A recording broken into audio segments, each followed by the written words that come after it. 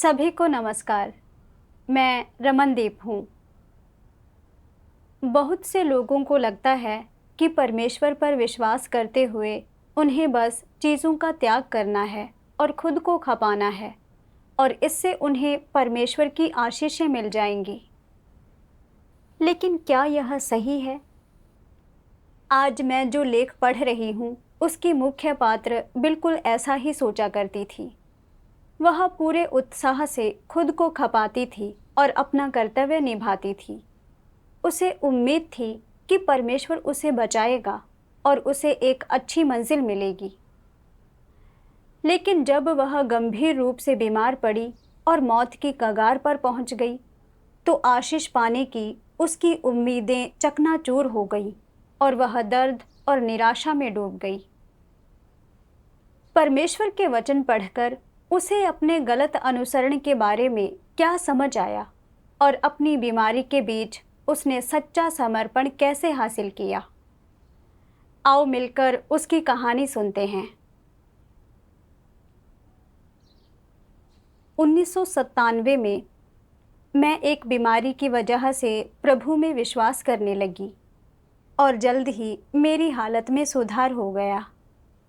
मैं प्रभु के अनुग्रह के लिए बहुत कृतज्ञ थी। 2003 के बसंत में मुझे पता चला कि प्रभु यीशु लौट आया है और वह सर्वशक्तिमान परमेश्वर है। सर्वशक्तिमान परमेश्वर के वचनों को पढ़कर मैं समझ गई कि परमेश्वर की 6000 साल की प्रबंधन योजना 3 चरणों में विभाजित है और सर्वशक्तिमान परमेश्वर कार्य का अंतिम चरण यानी न्याय का कार्य कर रहा है। जो परमेश्वर के वचनों के न्याय और ताड़ना को स्वीकार करते हैं और अपने भ्रष्ट स्वभावों को शुद्ध करवा चुके होते हैं, वे सब परमेश्वर द्वारा बचाए जा सकते हैं और उसके राज्य में प्रवेश कर सकते हैं। इसलिए मैंने सर्वशक्तिमान परमेश्वर को स्वीकार कर लिया और खुद को सुसमाचार का प्रचार करने में सक्रिय रूप से समर्पित कर दिया। हालांकि मेरे परिवार ने मुझे रोकने की कोशिश की, मेरे पड़ोसियों ने मेरा मजाक उड़ाया और बड़े लाल अजगर ने मेरा पीछा किया और मुझे गिरफ्तार करने की कोशिश की। लेकिन जब भी मैं यह सोचती कि कैसे परमेश्वर ने मेरी बीमारी को ठीक किया था और उस अद्भुत मंजिल के बारे में सोचती जिसका उसने इंसान से वादा किया है, तो मुझे लगता कि यह थोड़ा बहुत कष्ट सहना बहुत सार्थक था। पलक झपकते ही 2021 की शुरुआत हो गई और मैं कलीसिया में नए लोगों को सींच रही थी। उस दौरान मेरे पेट के निचले हिस्से में अक्सर एक हल्का लगातार दर्द बना रहता था। पहले तो मैंने इस पर ज़्यादा ध्यान नहीं दिया और सोचा कि मुझे बस ठंड लग गई है। लेकिन जून के अंत तक दर्द बहुत बढ़ गया था और मेरे मूत्र में अक्सर खून आने लगा। इसलिए मेरा परिवार मुझे फौरन अस्पताल ले गया। जांच के बाद डॉक्टर ने गंभीरता से कहा, तुम पहले क्यों नहीं आई? तुम्हारा गर्भाशय 10 हफ्ते की गर्भवती महिला जितना बड़ा है और यह गांठों से भरा है। यह सिर्फ तुम्हारे मूत्र में खून नहीं है, यह गर्भाशय से रक्तस्राव है। स्थिति अच्छी नहीं लग रही, तुम्हें तुरंत सर्जरी की ज़रूरत है। यह सुनकर मैं अचानक स्तब्ध रह गई। मैंने सोचा, यह कैसे हो सकता है? मैं इतने समय से अपना कर्तव्य निभा रही हूँ। मेरे पास परमेश्वर की सुरक्षा होनी चाहिए थी। जब मैं घर पहुंची तो मैंने परमेश्वर से प्रार्थना की, परमेश्वर, मैं जानती हूँ कि मुझे यह बीमारी तुम्हारी अनुमति से हुई है, लेकिन डॉक्टर की बातों ने मुझे डरा दिया है। कृपया मेरा मार्गदर्शन करो ताकि मैं तुम्हारे इरादों को समझ सकूं। मुझे परमेश्वर के वचनों की एक पंक्ति याद आई, विश्वास करो कि परमेश्वर अवश्य तुम्हारा सर्वशक्तिमान है। इसलिए मैंने अपना कंप्यूटर खोला और परमेश्वर के वचनों का वहाँ अंश ढूंढा। सर्वशक्तिमान परमेश्वर कहता है, जिसे तुम नहीं समझ पाते हो, उस बात के समाधान के लिए अधीर मत हो। ऐसी बातों को अक्सर परमेश्वर के समक्ष लेकर जाओ और उसे सच्चा दिल अर्पित करो। विश्वास करो कि परमेश्वर अवश्य तुम्हारा सर्वशक्तिमान है।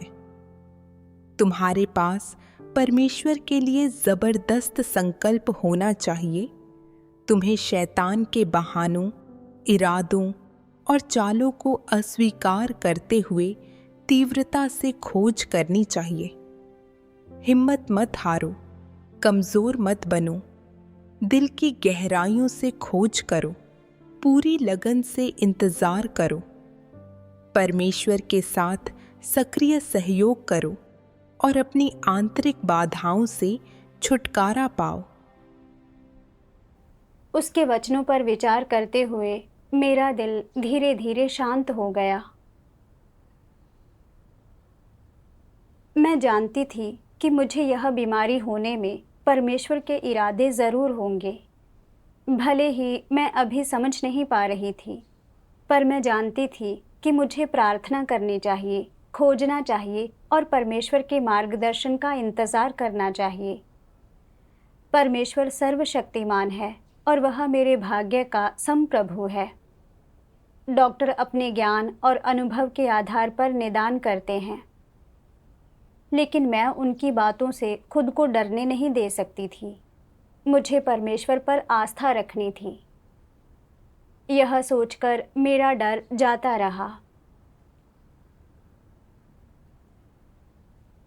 जुलाई की शुरुआत में मेरा गर्भाशय, अंडाशय और फैलोपियन ट्यूब निकालने के लिए एक ऑपरेशन हुआ।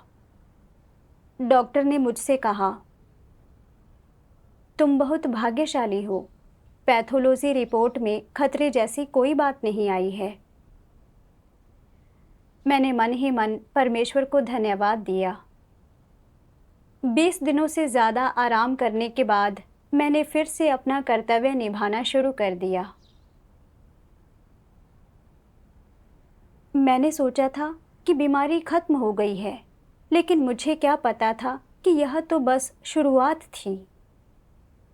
जीवन में 3 बड़ी सर्जरी करवाने के बाद पित्ताशय, अपेंडिक्स और अब गर्भाशय का ऑपरेशन। मुझे जल्द ही ऑपरेशन के बाद की कई जटिलताएं होने लगी। अगस्त की शुरुआत में एक रात मुझे अचानक पेट में बहुत तेज़ दर्द हुआ और मेरा परिवार मुझे फ़ौरन अस्पताल ले गया।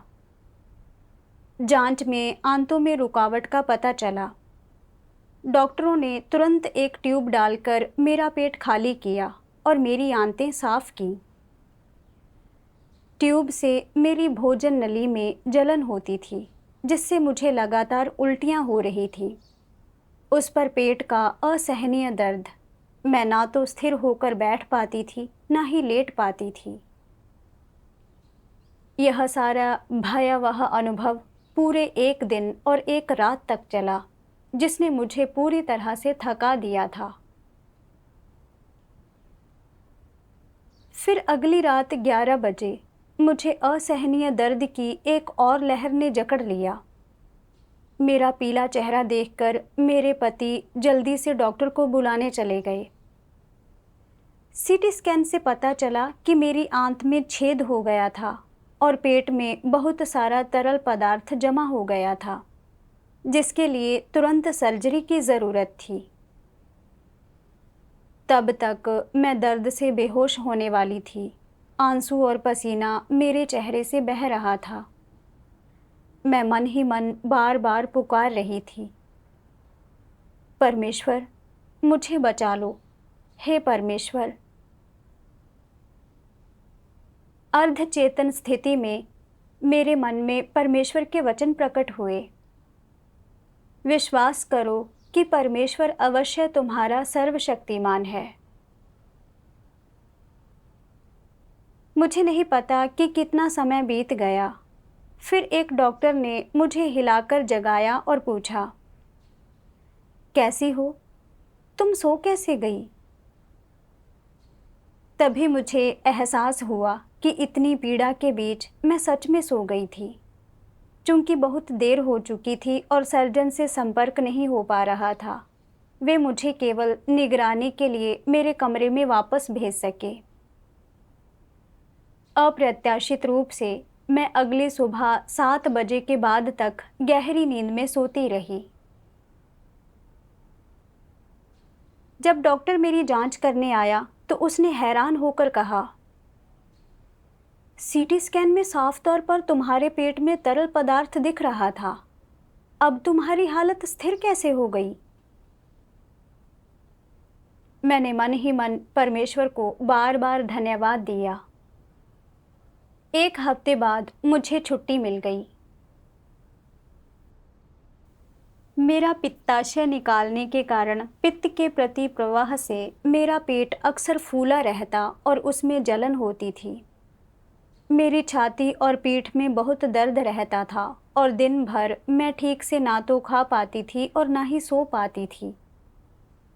मैं कई अलग अलग अस्पतालों में गई और मैंने कई पारंपरिक चीनी दवाएं आजमाई, लेकिन किसी से कोई फ़ायदा नहीं हुआ। मेरी अनिद्रा की बीमारी भी और बिगड़ गई। कभी कभी मैं पूरी रात बिल्कुल नहीं सो पाती थी। खुद को हर दिन दुबला होते देख मैं निरंतर घबराहट और चिंता में जी रही थी। मैंने सोचा, अगर ऐसा ही चलता रहा तो क्या मैं अपना कर्तव्य निभा पाऊंगी? अगर मैं खा या सो ना सकी तो क्या मैं मर जाऊंगी? और अगर मैं मर गई, मैं तब कैसे बचाई जाऊंगी? मैं ना चाहते हुए भी परमेश्वर को थोड़ा सा गलत समझने लगी। मैंने अपनी आस्था के इन सारे वर्षों के दौरान हर सुख दुख में अपना कर्तव्य निभाया है। भले ही मैं 1 साल से अधिक समय से बीमार हूँ, मैंने अपना कर्तव्य निभाना बंद नहीं किया है। परमेश्वर मेरी रक्षा क्यों नहीं कर रहा है? क्या ऐसा हो सकता है कि परमेश्वर इस बीमारी का इस्तेमाल मुझे बेनकाब करने और निकाल देने के लिए कर रहा है? मैंने बार बार आंसुओं के साथ परमेश्वर से प्रार्थना की,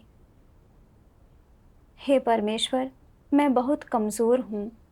मुझे चिंता है कि मैं अपना कर्तव्य नहीं कर पाऊँगी और मुझे और भी डर है कि अगर मैं मर गई तो मैं बचाई नहीं जा सकूँगी। परमेश्वर, मैं विनती करती हूँ, तुम मेरा मार्गदर्शन करो ताकि मैं तुम्हारे वचनों में अभ्यास का एक मार्ग खोज सकूँ। फिर मैंने परमेश्वर के ये वचन देखे, सर्वशक्तिमान परमेश्वर कहता है, जब लोगों पर बीमारी आती है तो उन्हें किस पथ पर चलना चाहिए, उन्हें कैसे चुनना चाहिए।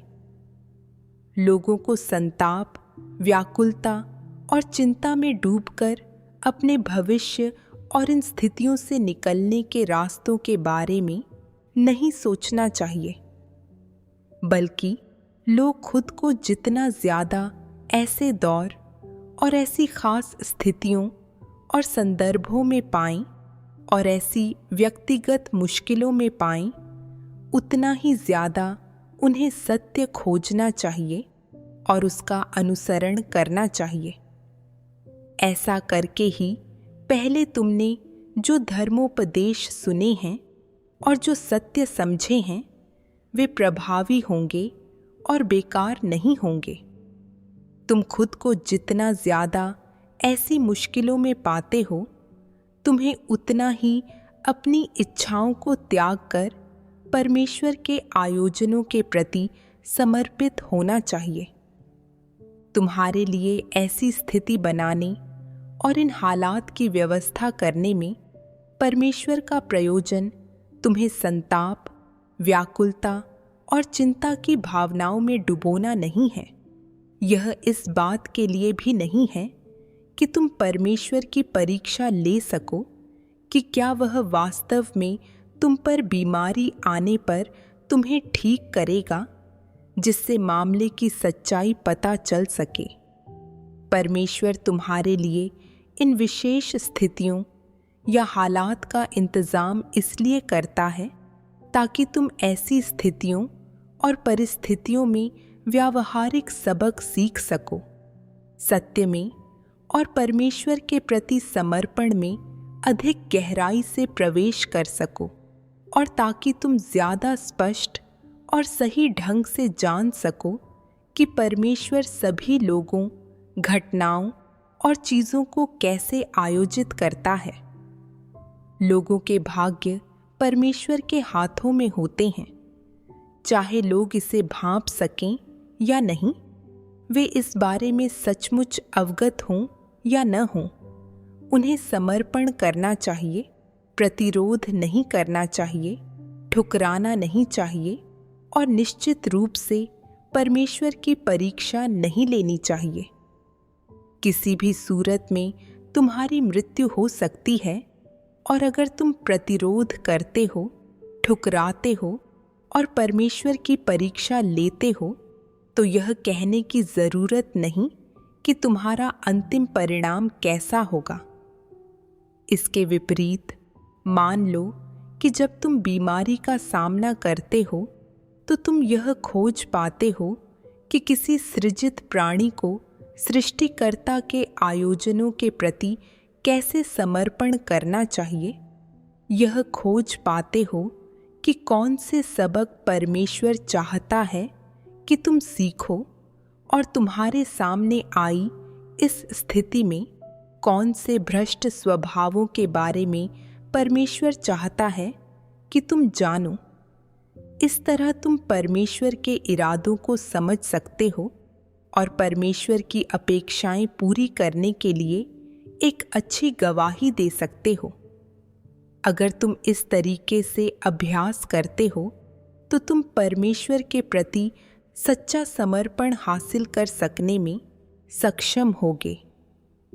जब परमेश्वर यह व्यवस्था करता है कि तुम्हें बीमारी हो, चाहे वह छोटी हो या बड़ी, ऐसा करने के पीछे उसका उद्देश्य तुम्हें बीमार होने के पूरे विवरण, बीमारी से तुम्हें होने वाली हानि, बीमारी के कारण तुम्हें होने वाली विभिन्न असुविधाओं और मुश्किलों और बीमारी से होने वाले तमाम विभिन्न एहसासों का अनुभव करने देना नहीं है।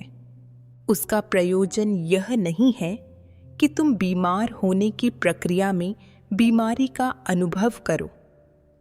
इसके बजाय उसका प्रयोजन यह है कि बीमारी से तुम सबक सीखो कि परमेश्वर के इरादों को कैसे पकड़ें, अपने द्वारा प्रकट भ्रष्ट स्वभावों और बीमार होने पर परमेश्वर के प्रति अपने गलत रवैयों को जानो, और यह सीखो कि परमेश्वर की संप्रभुता और व्यवस्थाओं के प्रति कैसे समर्पण करें, ताकि तुम परमेश्वर के प्रति सच्चा समर्पण प्राप्त कर सको और अपनी गवाही में अडिग रह सको।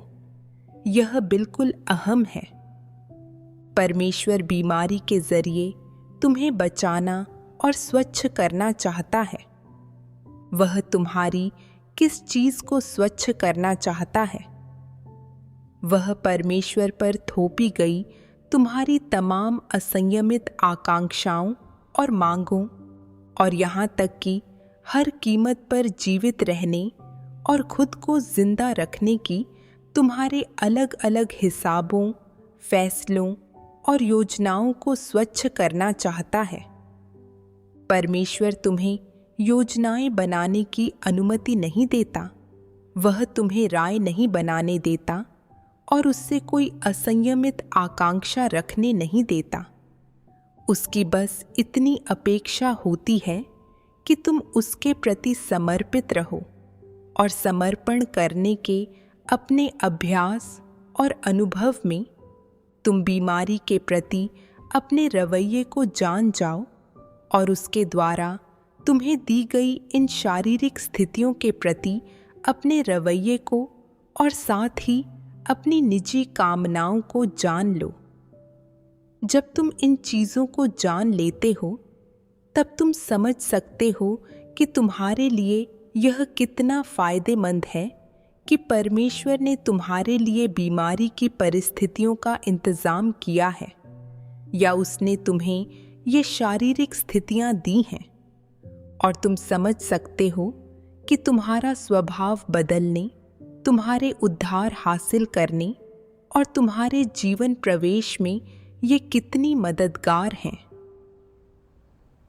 परमेश्वर के वचन पढ़ने के बाद मैं समझ गई कि मुझ पर यह बीमारी आने देने में परमेश्वर का इरादा यह नहीं था कि मैं दुख, घबराहट और चिंता में डूब जाऊं, बल्कि यह था कि मैं सत्य खोजूं, सबक सीखूं और उस भ्रष्ट स्वभाव को जानूं जो मैंने प्रकट किया था।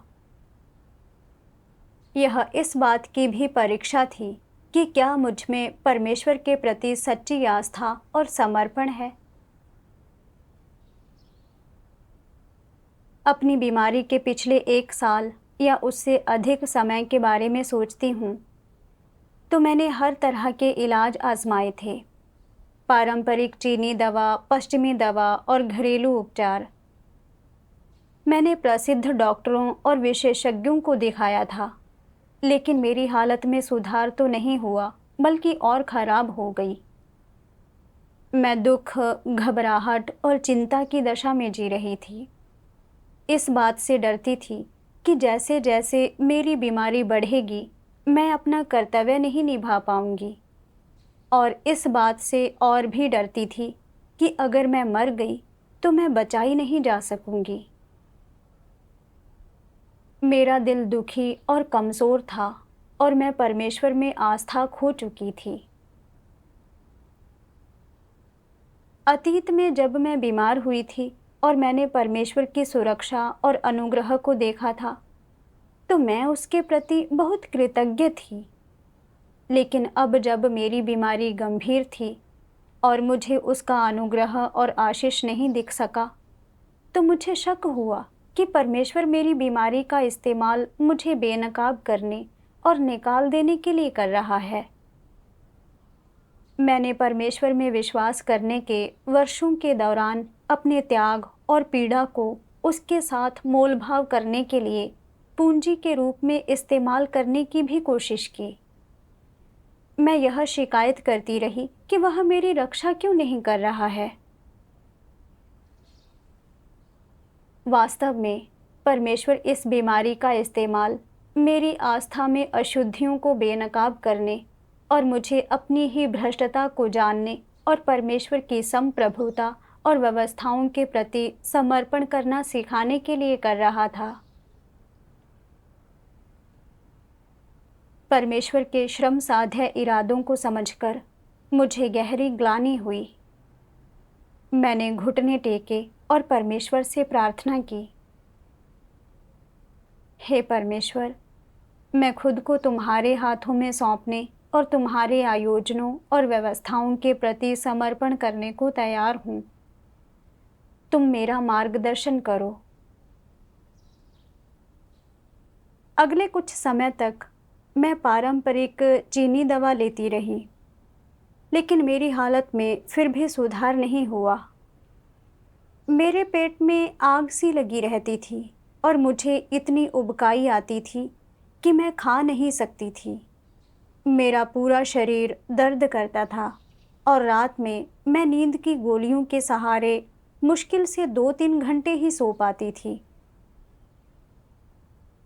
बाद में मैं ना केवल अपना कर्तव्य नहीं निभा पा रही थी, बल्कि सभाओं में भी शामिल नहीं हो पा रही थी। जुलाई 2023 में कलीसिया ने मेरी हालत के आधार पर सुझाव दिया कि मैं घर पर आराम करने और अपनी बीमारी से ठीक होने के लिए अपने कलीसियाई जीवन को अस्थायी रूप से विराम दे दूं। मैं बहुत पीड़ा में थी। मैंने सोचा, पहले मैं चाहे कितनी भी पीड़ा सह रही होती थी, मैं दांत भींचती थी और अपना कर्तव्य निभाती रहती थी। यह सोचती थी कि परमेश्वर मुझे ठीक कर देगा। लेकिन अब तो मैं सभाओं में भी नहीं जा पा रही हूँ। क्या मैं कोई गवाही दे पाऊंगी? क्या मैं बस परमेश्वर द्वारा निकाल दिए जाने का इंतज़ार नहीं कर रही होंगी? मेरी आखिरी उम्मीद की किरण भी टूट गई। उस दिन मैं घर गई, बिस्तर पर जा गिरी और बस सिसकती रही। मैंने सोचा कि कैसे मेरे आसपास के भाई बहन सब स्वस्थ हैं और सामान्य रूप से सभाओं में शामिल हो पा रहे हैं और अपने कर्तव्य निभा पा रहे हैं। यहाँ तक कि कुछ अविश्वासी भी स्वस्थ थे। मैं ही क्यों लगातार बीमारी से ग्रस्त थी? अगस्त के अंत में मुझे एक बार फिर आंतों में रुकावट के कारण अस्पताल में भर्ती कराया गया। उस दौरान मेरे पेट, आमाशय और पीठ में रोज़ होने वाले दर्द ने मुझे असहनीय पीड़ा दी। मैं शायद ही कुछ खा पाती थी। इसलिए मैं पोषण के लिए केवल प्रोटीन और ग्लूकोज की आईवी ड्रिप पर ही निर्भर रह सकती थी। मेरा 20 किलोग्राम से अधिक वजन तेजी से घट गया। मेरे पति ने अस्पताल में मेरे साथ रहने के लिए काम करना बंद कर दिया। वे हर दिन मेरी पीठ की मालिश करते थे। कुछ बार मैंने अपनी पीठ पर उनके आंसू गिरते महसूस किए। मैं जानती थी कि शायद मेरे दिन गिने चुने ही बचे हैं। रात में जब मैं सो नहीं पाती थी तो आस्था के मेरे 20 वर्षों के दृश्य मेरे मन में कौंधते थे। मेरे पति ने मुझे परमेश्वर में विश्वास करने से मना किया और तलाक तक की धमकी दी, लेकिन मैंने समझौता नहीं किया। दुनिया के लोगों ने मेरा मजाक उड़ाया, उपहास किया और अपमान किया, लेकिन मैं पीछे नहीं हटी। बड़े लाल अजगर ने मेरा पीछा और उत्पीड़न किया, लेकिन मैंने आस्था नहीं खोई। मैंने सोचा था कि परमेश्वर यह देखेगा कि मैंने कैसे वर्षों त्याग किया था और पीड़ा सही थी, और वह अंत तक मेरी रक्षा करेगा, मुझे राज्य की शोभा देखने देगा। मैंने कभी नहीं सोचा था कि जिसका मैं अब सामना कर रही थी वह संभवतः मेरे जीवन का अंत हो सकता है। मेरा दिल टूट गया था और मैं सोचने पर मजबूर थी। इतनी पीड़ा सहने के बाद अंत में मुझे मरना ही है। अगर मुझे पता होता कि अंत में ऐसा होगा तो भला मैं परमेश्वर में विश्वास करना ही क्यों शुरू करती। कुछ दिनों तक मैं अपने अस्पताल के बिस्तर पर लेटी रही।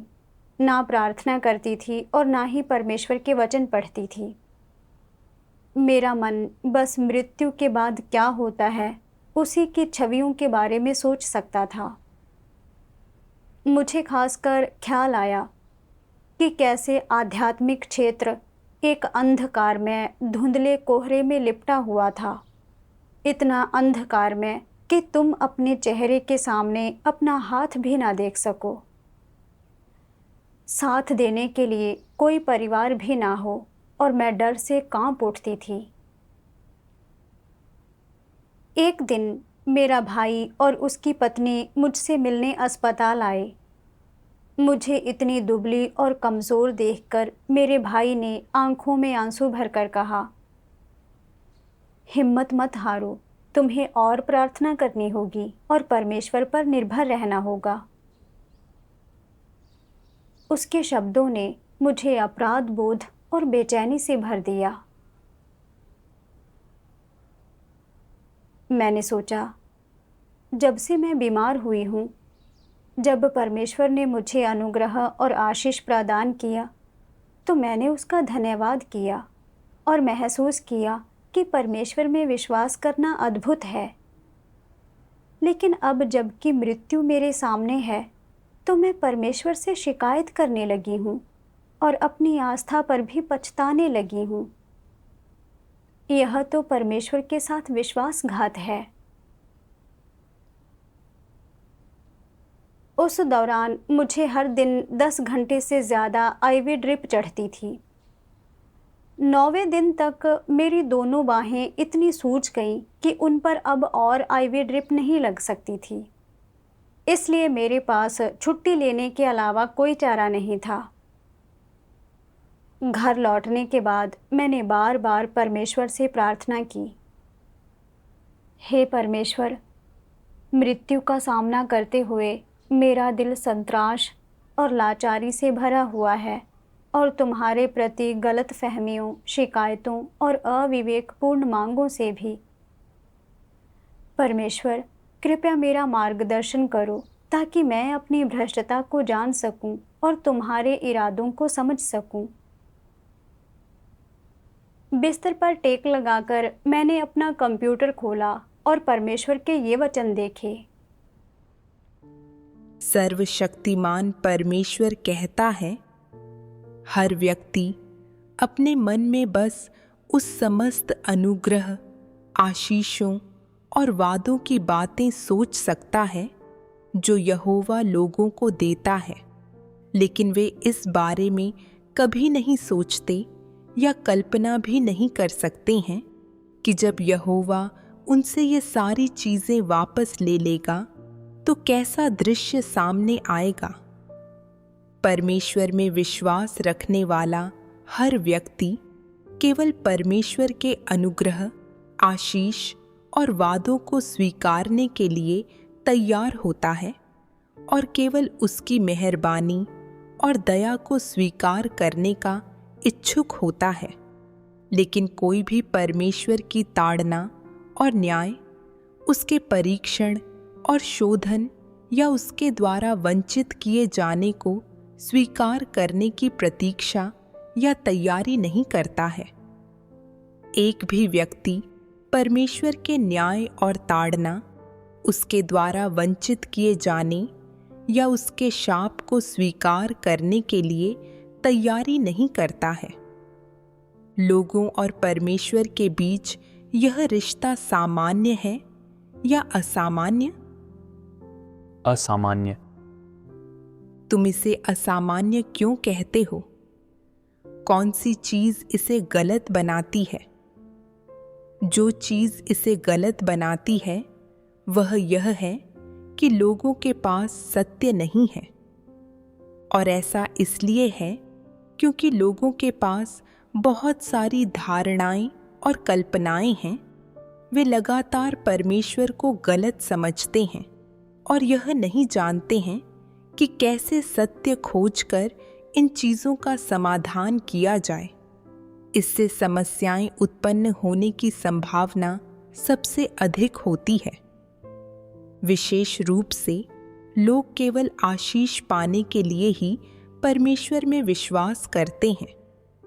वे परमेश्वर के साथ बस सौदा करना चाहते हैं, उससे चीज़ों की मांग करते हैं, पर वे सत्य का अनुसरण नहीं करते हैं। यह बहुत ही खतरनाक है। जैसे ही उनका सामना किसी ऐसी चीज़ से होता है जो उनकी धारणाओं के विपरीत है, तो उनमें तुरंत परमेश्वर को लेकर धारणाएं, गलतफहमियां और शिकायतें विकसित हो जाती हैं और वे उसे धोखा देने की हद तक भी जा सकते हैं। क्या इसके परिणाम गंभीर नहीं होते हैं?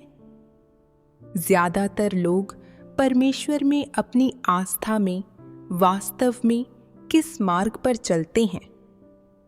यद्यपि उन्होंने कई वर्षों तक धर्मोपदेश सुने हैं और वे कुछ शब्द और धर्म सिद्धांत बोल सकते हैं, असल में वे सत्य को सचमुच नहीं समझते हैं। यूं तो वे सत्य का अनुसरण करने का इच्छुक होने का दावा करते हैं, उनमें से कुछ ही सत्य प्राप्त करने के लिए कीमत चुकाने में सक्षम हैं। अय्यूब वास्तव में एक आस्थावान व्यक्ति था। जब परमेश्वर ने उसे आशीष दी तो उसने परमेश्वर को धन्यवाद दिया। जब परमेश्वर ने उसे अनुशासित किया और उसका सब कुछ छीन लिया, तब भी उसने परमेश्वर को धन्यवाद दिया। अंत तक सब कुछ अनुभव करने के बाद जब वह बूढ़ा हो गया था और परमेश्वर ने उसकी सारी संपत्ति और उसके बच्चों को छीन लिया था, तो अय्यूब ने कैसी प्रतिक्रिया दी? उसने न केवल शिकायत नहीं की, बल्कि वह शैतान को ठुकरा सका।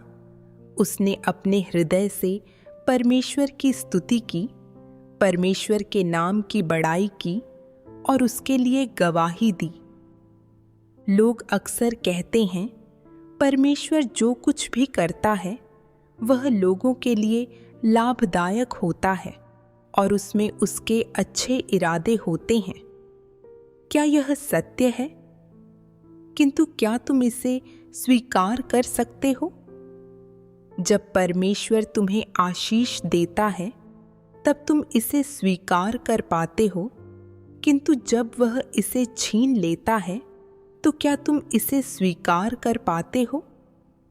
तुम ऐसा नहीं कर सकते, पर अय्यूब ऐसा कर सका था। उसने इस कथन को सत्य माना।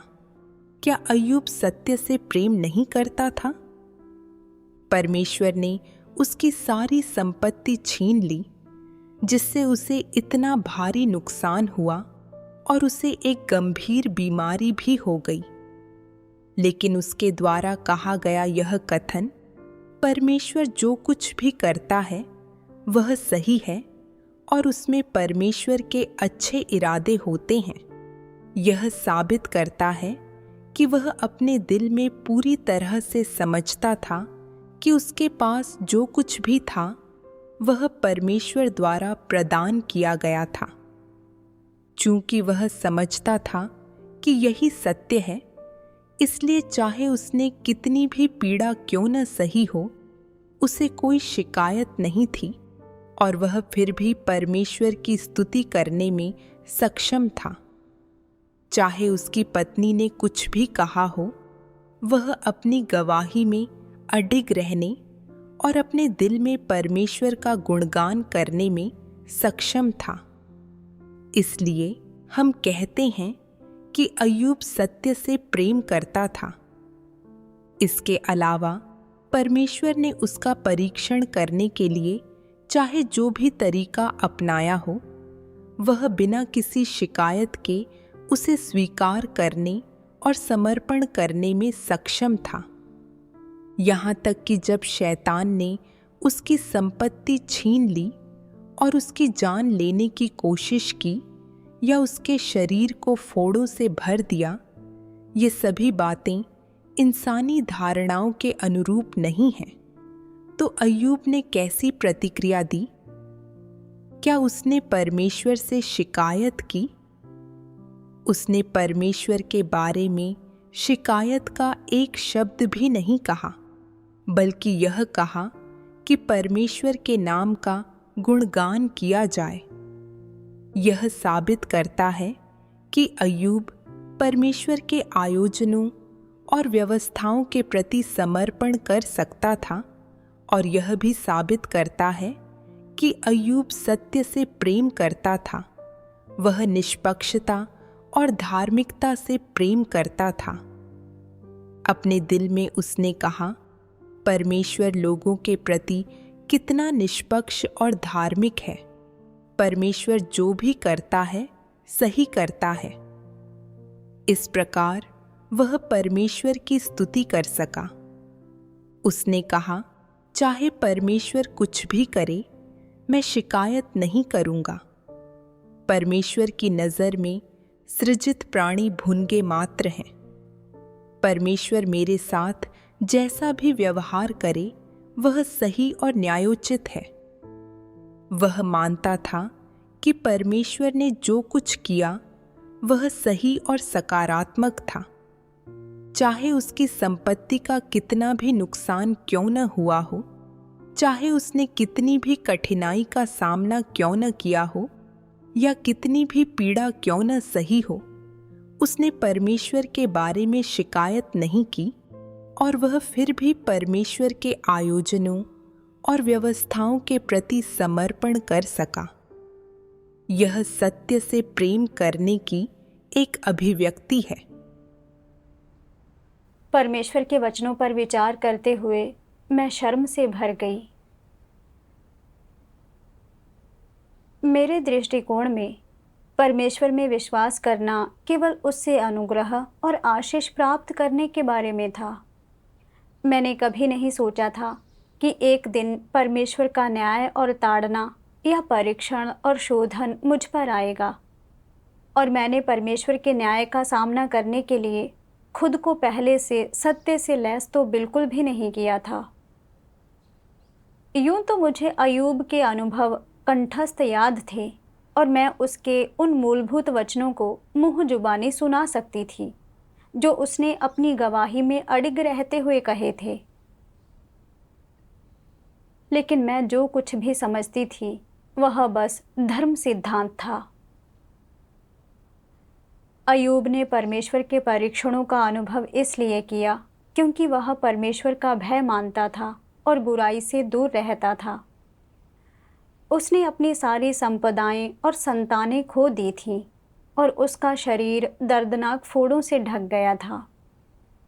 उसकी पत्नी ने उसका मजाक उड़ाया और उसके दोस्तों ने उसका उपहास किया, लेकिन फिर भी वह अपनी सत्यनिष्ठा पर दृढ़ रहा।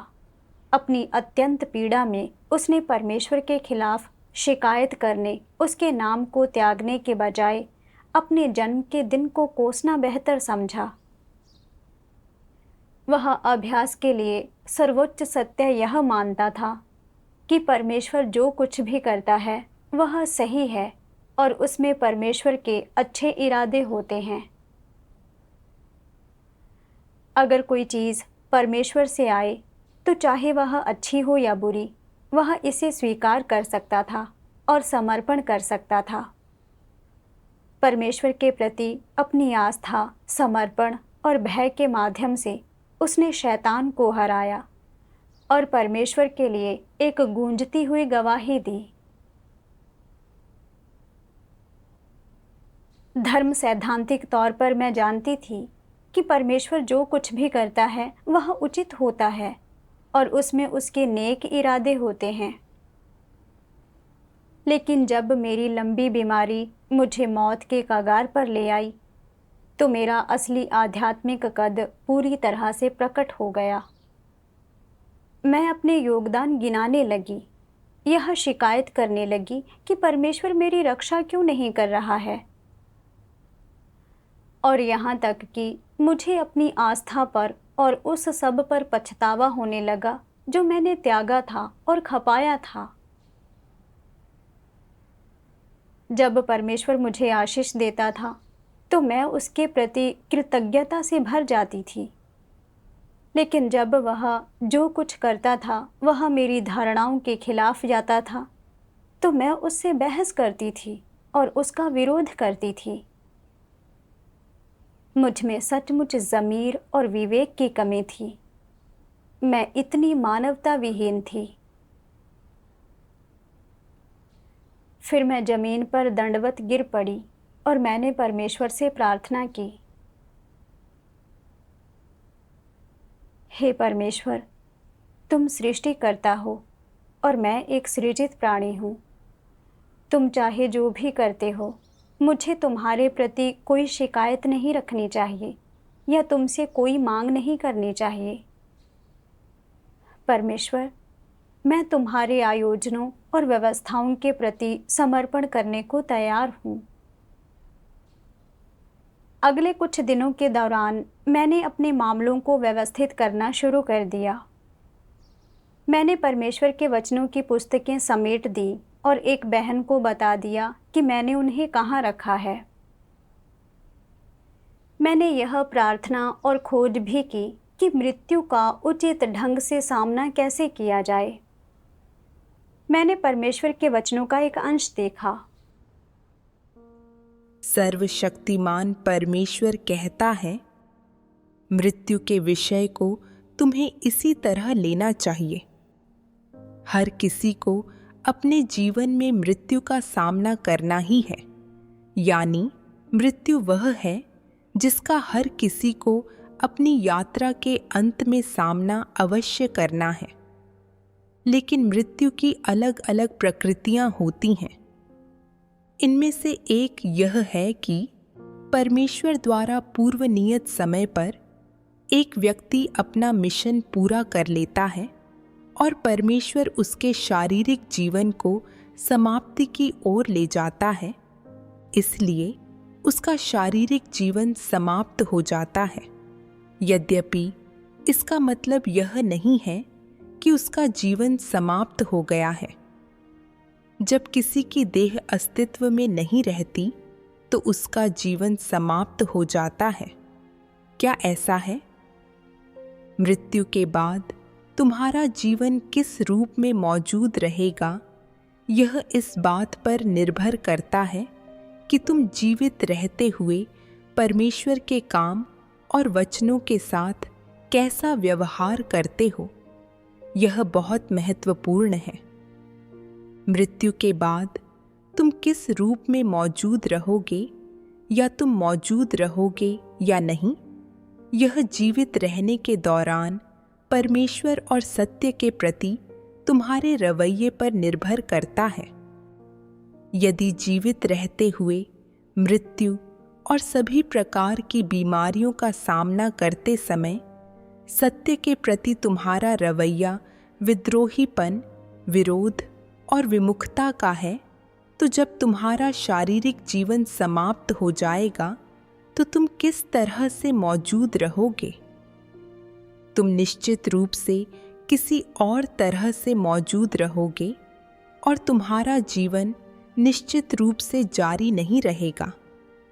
इसके विपरीत, यदि जीवित रहते हुए जब तुम्हारी देह में चेतना होती है, तब सत्य और परमेश्वर के प्रति तुम्हारा रवैया समर्पण और वफादारी का है और तुम में सच्ची आस्था है, तो भले ही तुम्हारा शारीरिक जीवन समाप्त हो जाए, तुम्हारा जीवन फिर भी दूसरे क्षेत्र में एक अलग रूप में मौजूद रहेगा। यह मृत्यु की परिभाषा है। परमेश्वर के वचन पढ़ने के बाद मैंने बहुत शांत महसूस किया। हर एक को मृत्यु का सामना करना ही चाहिए, लेकिन हर व्यक्ति की मृत्यु की प्रकृति और मृत्यु के बाद उसका परिणाम बहुत ही भिन्न होता है। वह सृष्टिकर्ता के सामने लौटता है कि शैतान के साथ नरक में जाता है। यह इस बात पर निर्भर करता है कि उसके जीवित रहते हुए परमेश्वर और सत्य के प्रति उसका रवैया क्या था। मैंने बाइबल में उस पद के बारे में सोचा जिसमें कहा गया है, अय्यूब वृद्धावस्था में दीर्घायु होकर मर गया। अय्यूब जीवन भर परमेश्वर का भय मानता रहा और बुराई से दूर रहा। शैतान के हमलों और उत्पीड़न के बीच वह परमेश्वर के लिए अपनी गवाही में अडिग रहा, जिससे परमेश्वर के हृदय को सुकून मिला। मृत्यु का सामना करते हुए अय्यूब अपने दिल से समर्पण कर सका। उसका मन शांत और स्थिर था, बिना किसी चिंता या भय के। तब मैं समझी कि मृत्यु अपने आप में भयावह नहीं है। भयावह तो यह है कि सत्य का अनुसरण किए बिना या इसे पाए बिना अपना जीवन जिया जाए, अभी भी अपने भ्रष्ट स्वभाव और शैतानी फलसफों के अनुसार जिया जाए और अभी भी परमेश्वर के खिलाफ विद्रोह और उसका प्रतिरोध किया जाए। ऐसा शारीरिक जीवन चाहे कितना भी लंबा चले या कितना भी आरामदायक क्यों ना हो, यह केवल अस्थायी है और मृत्यु के बाद व्यक्ति को दंडित होने के लिए नरक में ही जाना पड़ता है। लेकिन अगर कोई व्यक्ति जीवित रहते हुए सत्य का अनुसरण कर सकता है और सत्य को अपने जीवन के रूप में प्राप्त कर सकता है। अय्यूब की तरह परमेश्वर का भय मानने और उसके प्रति समर्पण करने की वास्तविकता को जी सकता है और शैतान को अपमानित करने के लिए अपनी गवाही में अडिग रह सकता है। तो भले ही एक दिन उसका भौतिक शरीर मर जाए, वह फिर भी एक ऐसा व्यक्ति है जिसका परमेश्वर ने अनुमोदन किया है। मृत्यु का सामना करते हुए मैंने जो कुछ भी प्रकट किया था, वह परमेश्वर के प्रति गलत फहमियाँ, शिकायतें और अनुचित मांगें थी। मैं उसके प्रति विद्रोह और प्रतिरोध से भरी हुई थी। भले ही मैं जीवित रहती, अगर मेरा भ्रष्ट स्वभाव नहीं बदलता, तो अंत में मुझे फिर भी हटा दिया जाता और दंडित किया जाता। बाद में मैंने चिंतन करना शुरू किया। लगभग 3 साल तक बीमारी का अनुभव करने के बाद मैं परमेश्वर के प्रति बहुत अधिक विद्रोह और गलतफहमी प्रकट कर चुकी थी। भले ही मैं जानती थी कि वह जो कुछ भी करता है वह सब उचित होता है और मुझे समर्पण करना चाहिए, लेकिन जब मृत्यु का सामना हुआ तो मैं समर्पण करने के लिए खुद को किसी भी तरह से तैयार नहीं कर सकी। मैं परमेश्वर से बहस भी कर सकती थी और उसका विरोध भी कर सकती थी। मेरे भ्रष्ट स्वभाव का कौन सा पहलू इसका कारण था? एक दिन मैंने परमेश्वर के ये वचन देखे। सर्वशक्तिमान परमेश्वर कहता है, अपना कर्तव्य निभाने का फैसला लेने से पहले अपने दिलों की गहराई में मसीह विरोधी अपनी संभावनाओं की उम्मीदों, आशीष पाने, अच्छी मंजिल पाने और यहाँ तक कि मुकुट पाने की उम्मीदों से भरे होते हैं और उन्हें इन चीज़ों को पाने का पूरा विश्वास होता है। वे ऐसे इरादों और आकांक्षाओं के साथ अपना कर्तव्य निभाने के लिए परमेश्वर के घर आते हैं। तो क्या उनके कर्तव्य निर्वहन में वह ईमानदारी, सच्ची आस्था और निष्ठा है जिसकी परमेश्वर अपेक्षा करता है? इस मुकाम पर अभी कोई भी उनकी सच्ची निष्ठा, आस्था या ईमानदारी को नहीं देख सकता, क्योंकि हर कोई अपना कर्तव्य करने से पहले पूरी तरह से लेन देन की मानसिकता रखता है। हर कोई अपना कर्तव्य निभाने का फैसला अपने हितों से प्रेरित होकर और अपनी अतिशय महत्वाकांक्षाओं और इच्छाओं की पूर्ति की पूर्व शर्त पर करता है। अपना कर्तव्य निभाने के पीछे मसीह विरोधियों का इरादा क्या है? यह सौदा और लेन देन करने का इरादा है। यह कहा जा सकता है कि यही वे शर्तें हैं जो वे कर्तव्य करने के लिए निर्धारित करते हैं। अगर मैं अपना कर्तव्य करता हूँ तो मुझे आशीष मिलने चाहिए और एक अच्छी मंजिल मिलनी चाहिए। मुझे वे सभी आशीष और लाभ मिलने चाहिए जो परमेश्वर ने कहा है कि वे मानव जाति के लिए बनाए गए हैं। अगर मैं उन्हें नहीं पा सकता तो मैं यह कर्तव्य नहीं करूँगा। वे ऐसे इरादों, महत्वाकांक्षाओं और इच्छाओं के साथ अपना कर्तव्य निभाने के लिए परमेश्वर के घर आते हैं। ऐसा लगता है कि उनमें थोड़ी ईमानदारी है, और बेशक जो नए विश्वासी हैं और अभी अपना कर्तव्य निभाना शुरू कर रहे हैं, उनके लिए इसे उत्साह भी कहा जा सकता है। मगर इसमें कोई सच्ची आस्था या निष्ठा नहीं है, केवल उस स्तर का उत्साह है। इसे ईमानदारी नहीं कहा जा सकता। अपना कर्तव्य निभाने के प्रति मसीह विरोधियों के इस रवैये को देखें तो यह पूरी तरह से लेन देन वाला है और आशीष पाने, स्वर्ग के राज्य में प्रवेश करने मुकुट पाने और इनाम पाने जैसे लाभों की उनकी इच्छाओं से भरा हुआ है। इसलिए बाहर से ऐसा लगता है कि निष्कासित किए जाने से पहले कई मसीह विरोधी अपना कर्तव्य निभा रहे हैं और उन्होंने एक औसत व्यक्ति की तुलना में अधिक त्याग किया है और अधिक कष्ट झेला है। वे जो खुद को खपाते हैं और जो कीमत चुकाते हैं वह पौलुस के बराबर है, और वे पौलुस जितनी ही भागदौड़ भी करते हैं। यह ऐसी चीज है जिसे हर कोई देख सकता है। उनके व्यवहार और कष्ट सहने के उनके संकल्प के संदर्भ में उन्हें कुछ न कुछ तो मिलना ही चाहिए। लेकिन परमेश्वर किसी व्यक्ति को उसके बाहरी व्यवहार के आधार पर नहीं, बल्कि उसके सार, उसके स्वभाव, उसके खुलासे और उसके द्वारा की जाने वाली हर एक चीज की प्रकृति और सार के आधार पर देखता है।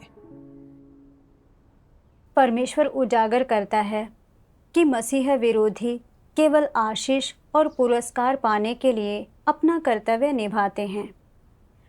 यदि कोई अच्छा परिणाम, कोई पुरस्कार या आशीष ना हो, तो एक मसीह विरोधी परमेश्वर में विश्वास नहीं करेगा।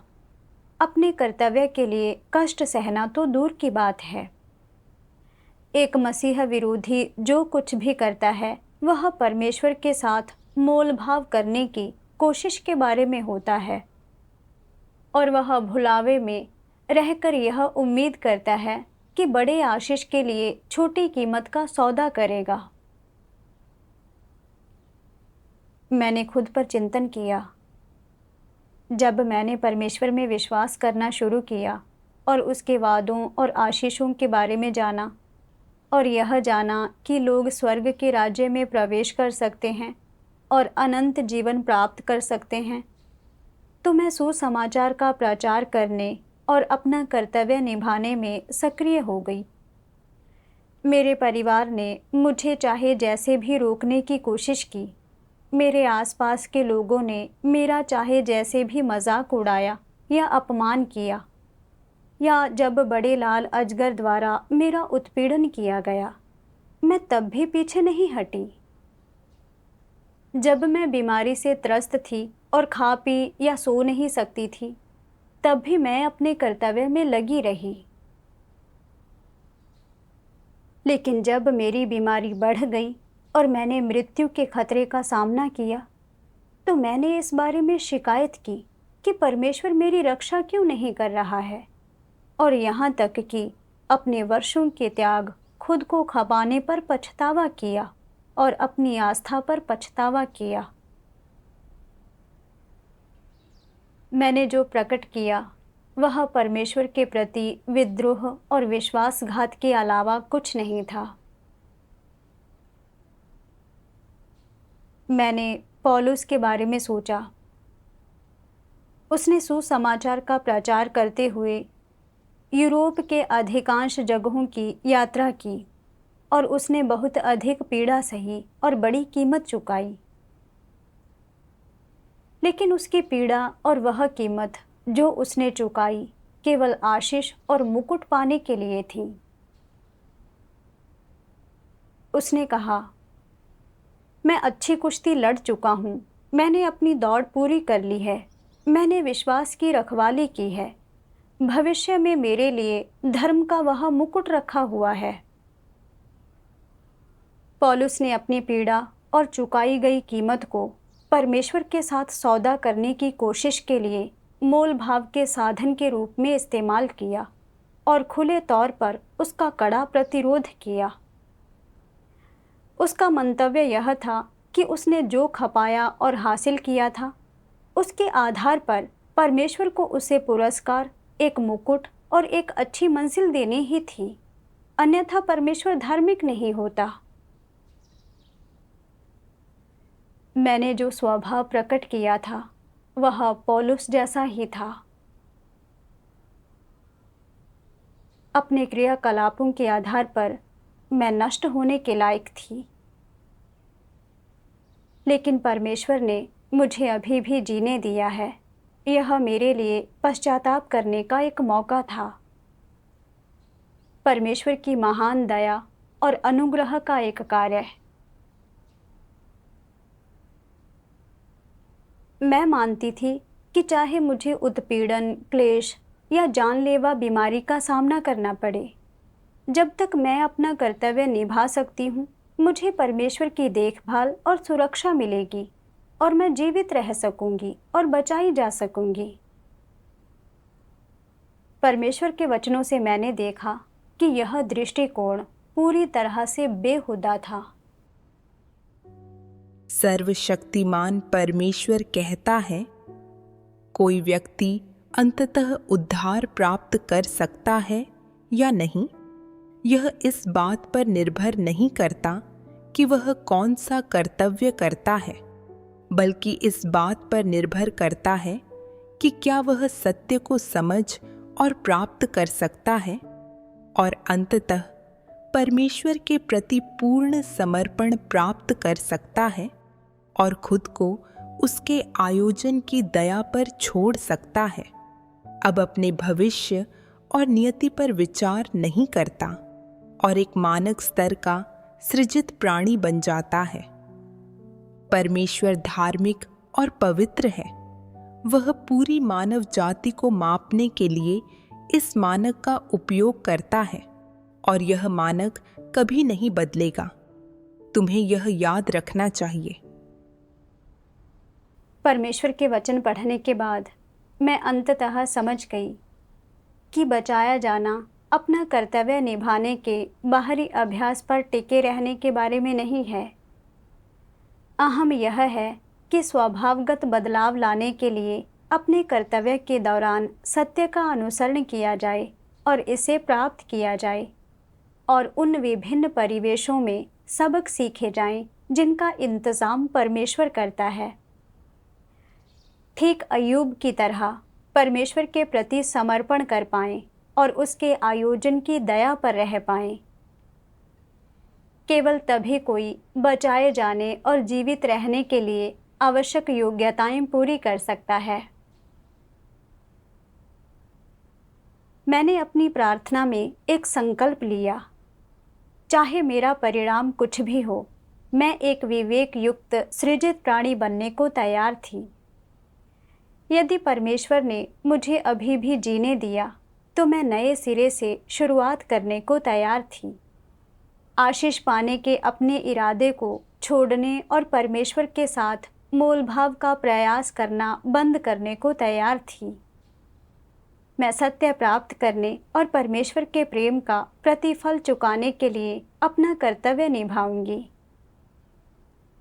यदि परमेश्वर ने यह ठहराया है कि मेरा जीवन यहीं समाप्त हो जाना चाहिए, तो मैं उसके आयोजनों और व्यवस्थाओं के प्रति समर्पण करने को तैयार थी। उसके बाद मेरी मनोदशा बहुत अधिक सुधर गई।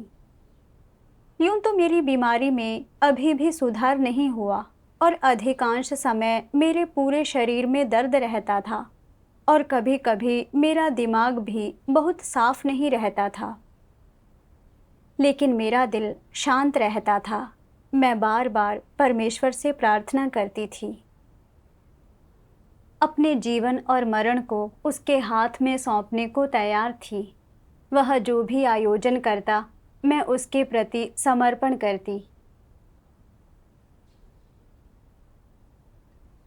उसके बाद मेरी सेहत और बिगड़ गई। एक घूंट पानी गटकने पर भी मुझे उबकाई आ जाती थी और मैं उल्टी कर देती थी। मुझ में चलने तक की ताकत नहीं थी। मुझे जो सबसे स्पष्ट रूप से याद है वह 18 सितंबर की रात थी। मैं पूरी रात करवटें बदलती रही, सो नहीं सकी। सुबह तक मुझे बुखार हो गया था और मेरे पूरे शरीर में दर्द असहनीय था। मैंने मन ही मन प्रार्थना की, हे परमेश्वर, मुझे नहीं लगता कि मैं बचूंगी। हालांकि बहुत कुछ है जिसे मैं पीछे छोड़ने को तैयार नहीं हूँ। पर मैं एक सृजित प्राणी हूँ। चाहे मैं जीऊँ या मरूँ, चाहे मुझे एक अच्छा परिणाम और गंतव्य मिले या ना मिले, मैं बस यह विनती करती हूँ कि तुम्हारे आयोजनों और व्यवस्थाओं के प्रति समर्पण करूँ। मैंने परमेश्वर के वचनों के बारे में सोचा। सर्वशक्तिमान परमेश्वर एक सर्वशक्तिशाली चिकित्सक है। परमेश्वर के वचन गुणकारी दवा हैं। वे दानवों और शैतान को शर्मिंदा करते हैं। परमेश्वर के वचनों को समझने से हमें सहारा मिलता है। उसके वचन हमारे हृदय को बचाने के लिए शीघ्रता से कार्य करते हैं। वे सभी चीज़ों को दूर करते हैं और सर्वत्र शांति बहाल करते हैं। हाँ, परमेश्वर सर्वशक्तिमान है। जीवन और मरण परमेश्वर के एक ही विचार में निहित होते हैं। डॉक्टर बीमारियों का इलाज कर सकते हैं, लेकिन वे जान नहीं बचा सकते। परमेश्वर ही मेरा एकमात्र सहारा है और उसके वचनों में रहकर ही मेरी आत्मा को शांति मिल सकती है। परमेश्वर के वचनों पर विचार करते करते मुझे पता भी नहीं चला कि मैं कब सो गई। 2 साल से ज़्यादा समय में यह पहली बार था जब मैं बिना नींद की गोली लिए सो गई थी और मैं लगभग 4 घंटे तक सोई। जब मैं उठी तो मुझे मानसिक रूप से बहुत बेहतर महसूस हुआ और दर्द भी काफ़ी कम हो गया था। यह इतना अद्भुत एहसास था कि इसे शब्दों में बयां नहीं किया जा सकता था। बाद में एक और भी चमत्कारी घटना हुई। एक शाम रात के खाने के बाद मेरे पति मुझे नीचे टहलने में मदद कर रहे थे। जब हमारी मुलाकात लगभग मेरी ही उम्र की एक महिला से हुई, उसने मेरी ओर देखा और पूछा, बहन जी, आप इतनी कमज़ोर क्यों हैं? मेरे पति ने उसे मेरी हालत के बारे में बताया। उसने कहा, मेरी एक दोस्त भी बिल्कुल ऐसी ही थी। उसका इलाज पास के एक छोटे से अस्पताल में हुआ था और अब वह पूरी तरह से ठीक है। अगले दिन मेरे पति मुझे उस अस्पताल ले गए।